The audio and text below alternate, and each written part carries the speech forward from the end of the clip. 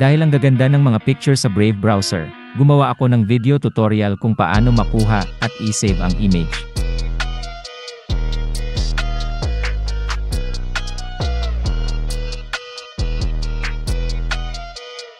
Pumili lang ng picture na gusto niyong kunin. Right-click ang mouse at pindutin ang Inspect option.